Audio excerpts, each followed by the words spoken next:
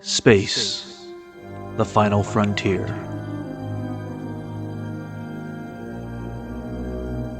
Join us for a bold conversation.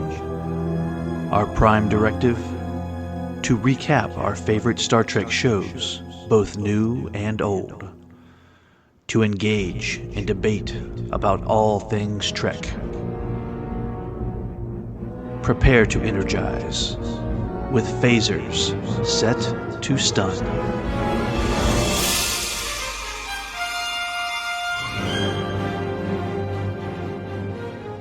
Hello, listeners, and welcome back to a new episode of Phasers Set to Stun, where we continue to show our love for everything Star Trek in this ongoing series from a Film by Podcast, which focuses on every sector of the expanding Star Trek universe by covering television, movie, animation, directors, merchandise, and much, much more. Plotting our course on the final voyage of the USS Cerritos is your core Trek crew. I'm Wayne Whited. I'm David Burns. And I'm Scott Hoffman. And today we're talking about the 6th episode of the 5th season of Star Trek Lower Decks, titled Of Gods and Angles, written by Aaron Burdett and directed by Brandon Williams. Our buddy. Yes, he is. Mm-hmm. So, Scott, why don't you give us the short summary for the episode? Sure. The Cerritos is the diplomatic host to peace talks between two photonic species, the orbs and the cubes. But these talks seem to take a lot of energy in more ways than one, as the warring factions can't seem to accept one another without getting into highly charged fights. Tensions quickly escalate as two young members of the two houses, both alike in dignity, go missing, and one of their quarters seems mysteriously disheveled. Heading up the investigation is Mariner and Ensign Ali, who just happens to be the granddaughter of an alien who once presented itself to the people of ancient Earth as Zeus, the Greek god. Sparks fly as Ali tries to help without misusing her electrically based powers, while the orbs and cubes ransack the ship. In true Romeo and Juliet fashion, there's a romantic angle to the mystery, which in this case helps quell the war with new life instead of more death. It's an interesting episode that shows how much Mariner continues to grow and brings us one step closer to the series' mysterious finale. So as always, folks, here is your red alert. There are spoilers ahead, and you haven't seen the episode yet? Please put down your Alt Universe pad and head to the nearest television set to catch it on Paramount Plus. Then come back and rejoin us for this discussion. So, what did you guys think of this episode? The whole orbs and cubes thing was absolutely hysterical. Yeah. Every time that stuff was popping up on screen, and then the whole battle they had on the ship and going outside of the ship, it was so good, so well done. Yeah. The first thing it made me think of was, have you ever seen The Dot and the Line, A Romance in Mathematics? It's an old Chuck. So, legendary animator Chuck Jones did this great animated short. That basically has a dot and a line that fall in love with each other. But then there's a squiggle that comes in and kind of messes up everything and whatever. It's a classic. And it's the first thing that I thought of when I started watching this episode. So I would say, to our friend Brandon Williams, you did an amazing job with this one. And I think Chuck would be proud. Absolutely. First thing I thought of was way back, first season, Next Generation. There was an episode, "Lonely Among Us," the Antikins and the Sealays. That is very very similar storyline. You got the two warring factors that are blaming each other for a mysterious murder. That was the first thing that popped in my mind. But hey, this Lower Decks is great for bringing out the silly things of Star Trek, and that was really a silly episode. Well, the whole way they did with Ensign Ali, come on. Really? You went that angle and you brought that character in? Okay, sure. Yeah, they're going, it's deep cuts, right? With the Laurel headwear and shooting lightning bolts that seem to be like inflatables or like gummy bears or something like that. Like, that was always, the original series episode was always one of those episodes that I'd watch and I'm like, oh gosh, this is kind of silly. But I love the fact that they brought that up there. I mean, they returned it to Star Trek. It seems to be like one of those things that, we'll just ignore that. It never happened, but it did now. Did you notice the theme is popping up again about, to be yourself? Rutherford kept mentioning that and how that just keeps popping up over and over and over in like every one of these episodes this season. Yeah. Well, and I think this episode surprised me at first, honestly, because I thought that now that we're kind of in the second half, of the last season that there would be more happening. Yeah. But it just speaks to how much Lower Decks truly is a character-driven series. Yeah. It's not about the big cosmic happening, the big, big bad they have to battle or the big mystery they have to chase down. Right. It's more about looking at specifically Mariner and Boimler because they're both clearly on very different paths, even though they're kind of taking a similar journey, right? Yeah. Yeah. Mariner seems to have learned so much more about herself through the entire series, but specifically in that premiere episode, where she ran into her alt universe counterpart and decided how much she wanted to kind of double down on who she really is to be the captain that she would eventually be, right? Yeah. Yeah. With Boimler, we're kind of seeing the opposite effect of that. He's seeing there's a version of myself that seems like everything I ever wanted. It's so much more like the ideal me, but I can only be that by being this somebody else. And it's backfiring on him, fortunately in not really harmful ways, more kind of funny ways. Getting attacked by Dr. Ta'ana and things like that. But the more that he kind of, doesn't stay true to his own playlist or his own script, the more it kind of gets in his way. And I think we're seeing two different sides of where they ultimately need to go, because I think at the end of this series, we're going to see them kind of come into their own and kind of graduate in another way. But yeah, watching that happen is very interesting. That's like my favorite scene in this whole episode was the Boimler getting attacked. Yeah, mine too. I Mine laughed too. so damn hard during that scene. And just the fact that he was just trying to connect with her by using, the foul language. And the beeping, the beeping her out. Oh my gosh, I laughed so hard during that. It was so damn good. Oh my gosh. Yeah. But what I'm hoping is we've only got 4 episodes left. Yeah. So what I'm really hoping is we're going to get a open ending to this, like we got with the Next Generation. Remember, you know they had more going on, but the series ended. So I'm hoping that's how we're going to get this, and this is how this is going to wrap up. Because we've talked to Brandon Williams before, who directed this episode, and he told us that they would love to make a movie. So hopefully that is in the future that Paramount will let them do it, or at least if it doesn't go to theater, let them do something to bring it to Paramount Plus as a movie. Oh, Yeah, that'd be perfect. So I'm hoping that's what's going to happen, because with only 4 episodes left, that's a lot to wrap up with. I mean, I know it's an animated show, but come on now. We've not really dived into this season, really, have we? It doesn't feel like it to me anyway. No, and this episode was this really was a standalone episode. I didn't really see anything that advanced this mysterious plot, this season-long storyline here. It's nice to have a standalone story, but we just don't have enough episodes. So I think, again, we're going to have a lot of rush at the end of the season. I think I said that when we were talking about Discovery. The same thing happened there. Yeah. I did look at the schedule. Is the final 2 episodes of the same week, or are they splitting them just singly? You know how they've done that before, where you get episode 9 and 10 together. But I didn't look at the schedule, so I'm not sure. I think they're split. Are they? Okay. I think don't quote me on that. I think it is. If I remember seeing it. Yeah, I guess that's part of what surprised me. Right, it just seemed like there would be at least some kind of wink or some kind of Easter egg that said this thing is still looming. This thing is still kind of out there. So much that I kind of skipped through the credits to see if there was some little last minute nod. Right. Of course, maybe there is. Maybe we just don't realize it yet. True. Exactly. True. Exactly.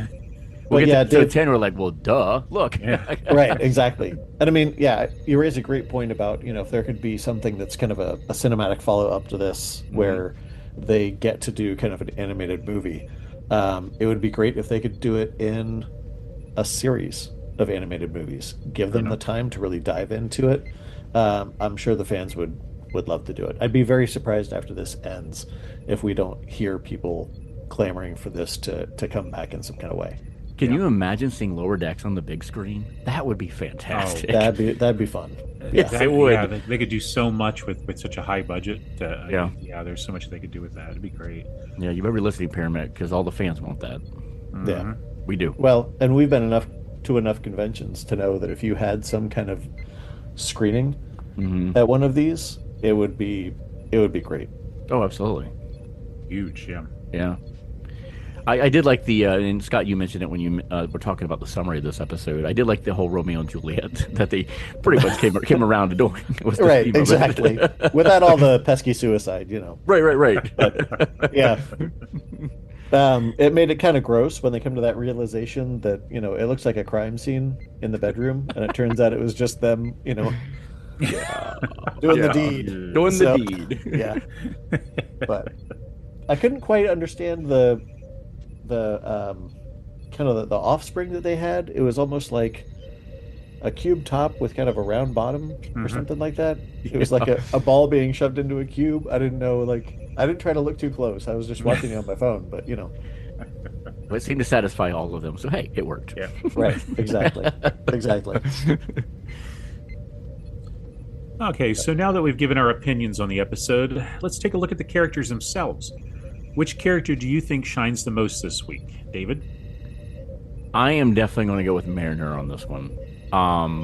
She becomes a mentor for Ensign Ollie, and Mariner is actually really good at being a mentor for her. She really shines in this episode. You know, it's one of those situations, and Mariner was actually kind of in this situation a long time ago, where you could just be written off. And that's exactly what was happening to Ollie. She was just being moved ship to ship to ship because no one wanted to deal with her. No one wanted to take their time with her and figure her out and work with her. And Mariner wanted to do that. And I thought she did a fantastic job in this, and this is part of her growth that we're seeing. We're seeing Mariner become, in my opinion, I think she's going to become the next captain of something else. Maybe not the Cerritos, but she is going to be a captain. There's no doubt in my mind. Oh, yeah. And she has taken that step every episode, but I felt this one, she proved that she can work with somebody and help them succeed, and that is a huge step for Mariner. Mm-hmm. Scott, what about you? Everything Dave said. That was very well said. Yeah, I double down on that and say Mariner. She's got this unconventional ensign who not a lot of people understand, to the extent that she was kicked off of another ship and kind of blamed for her approach for certain things, which, you got to admit, destructive tendencies and things like that. But it seems like nobody had really dug into what was going on with the electrical-based powers that she kind of has. Like, clearly she was, hypercharging everything that she touched. So much to the extent that she wanted to hide those things, right? But Mariner, has that first-person perspective on that. And in this case, doesn't have to realize that she can do that. She just easily falls into that role as the mentor. And that was a great thing to see. Yep. That she doesn't have any more, like, learning process. She's already there. So I think I wouldn't be surprised if the next few episodes, maybe they rely on Mariner for that, to get through whatever they have to get through, because she's ready. And I think we're going to see some kind of graduation from Captain Freeman to something else, or maybe she's just accepting that she can be there in the chair next to Freeman. We'll have to see. Oh, it's unanimous. I agree. It's Mariner. This episode really showcased just how far her character has grown over the last 5 years. So, I have to think about the scene at the end of the episode where she's sitting outside the brig, keeping Ollie company. Dial it back 5 years, she would have been the one in that brig. Oh yeah, absolutely. But now she's imparting her knowledge, her experience. She's finding these troubled ensigns. She realizes they can be taught and made into good officers, just like she was. That's a lot of character growth for an animated series, for an animated character, and a lot of character growth for Star Trek, for that matter. But I think, like you said, Scott, I think that's got something very important to do with the rest of the season, with the storyline, is her growth and how she comes out of it. I definitely got some Ensign Rowe vibes. I was in just some of that. this episode. Yeah. Really? Yeah. Yeah, Well, I mean, it puts that kind of Ensign Rowe personality at the forefront. That it's not like, well, Ensign Rowe is a road to the Maquis. It doesn't always have to be. There's unconventional. There's different ways of approaching being in Starfleet, or being on a ship, for that matter. Yeah. Okay, if you had the choice to be any character that appeared in this episode, Which one would it be and why? So I'll be interested to hear the different answers on this. I don't know that I'd want to be Boimler because he just gets scratched to hell by Dr. Ta'ana. I'll go with Ensign Ali because, I mean, shooting lightning bolts, that seems like fun. I know it's kind of a shallow answer, but and it would be interesting to get her perspective on being under the mentorship of Mariner, right? And being in that that situation where she's kind of learning and realizing that there can be leaders like this. There might be a captain that I serve under that is more like Mariner, who is more like me as a person. I'll double down on your answer. Ensign really? Ensign Ali. Because, come on, you're related to a god, and you get to run around, pretty much do what you want, even though you get in trouble and you get kicked off from ship to ship. And you have these really cool powers. But come on, man, nobody wants to be a Boimler. I don't want a lightning bolt in my ass. Nobody. Now, wait a second. That. Hold on, we got to hear from Wayne. Is it true, Wayne? What about you? Well, no, I don't want to be Boimler either, but I want to be Dr. Tiana. Oh, okay. Because, well, first, I've always loved the doctors on the ship, but she gets to curse whenever she wants, and she gets to have a procedure named after her after removing the lightning bolt from Boimler's butt.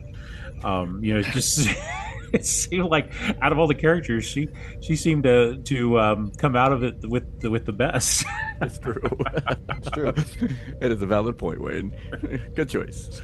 So speaking of Boimler, I know that his arc is kind of a mini arc underneath this one, but it's occurring to me that the pad that he's reading, the pad that he's following, is it likely that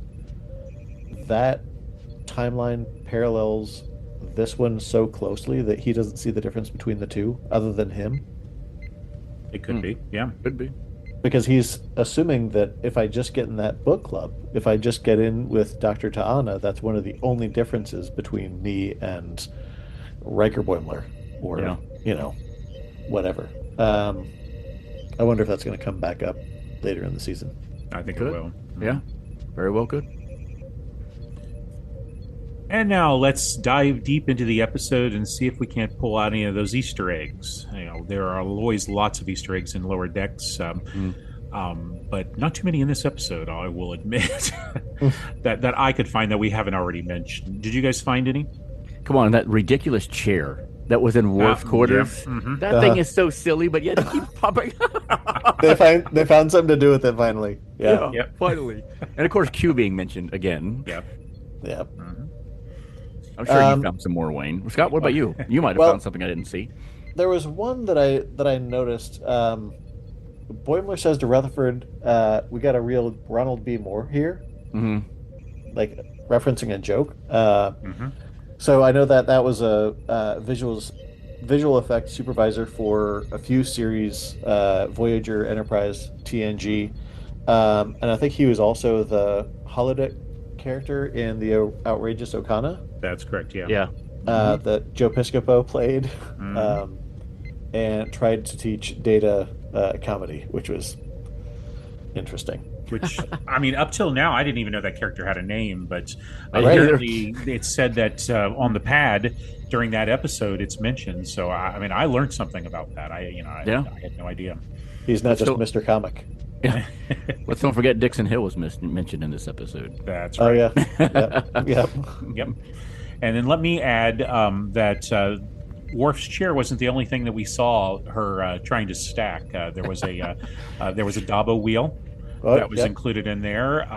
There was a Romulan cloaking device, and there was a bunch of those weird tubular pillows that you always saw in the Next Generation on their beds. Yeah, that's so weird. I did notice one. It's kind of a tiny one, but you don't see it that often. There was a medical officer wearing a Geordi visor. Yeah. Oh yeah, that's right. I forgot about there that. Was. Yeah. We rarely, if ever, see anybody else using that tech, right? Well, it's odd because Geordi doesn't wear it anymore because they've kind of advanced past that. So, maybe she's next for the surgery. Yeah. You never know. Or in the timeline, is this something where they hadn't quite gotten to that point yet? This is supposed to be post Voyager, right? Yeah, it's 5 years after Voyager and 1 year before Prodigy, if I remember right. Okay. And then where in the movies does this fall? Oh, geez. I don't think it's. Let's see. Voyager would have been like right before, so it's probably about 3 or 4 years after Nemesis. Oh, wow. Okay. Interesting. Dang. So the It's pretty technology is close. there. Yeah, it's Yeah, pretty the tech close. is there. It just hasn't happened. Okay. Right. Interesting. Or maybe she just likes the style. Who knows? You never know. I mean, could be. Did Yeah. you see there were some action figures too that were behind Boiler? Yeah. Oh yeah, that's right. Yeah, It looked like there was maybe a Kirk Mago Yeah. there. That's what it looked like. There's a data from holding one of the phaser rifles from like Nemesis and Insurrection. Yeah. Yep. I'd be Good interested stuff. to know if those are Easter eggs that Brandon specifically put in, or Could if have that been, was yeah. somebody else's request. Yeah. Yeah. Well, another thing I noticed is, Ollie was using that like tractor beam thing. It's very similar to what Wesley Crusher used, and I think it was the second episode of Next Generation. What was it? Yep. Naked Now. The Naked Now. Yep. But Yeah. the actual, but it didn't quite look like the one Wesley used. But the actual one that looked just like Wesley used is in the episode. It's setting in on Rutherford's side. When you saw those action figures, if you looked on the other side of the screen, you saw it setting on the shelf on Rutherford's side of the quarters. Huh. Man. Interesting. Love it. Just stuffing all that stuff in the episode. Oh yeah. Yeah.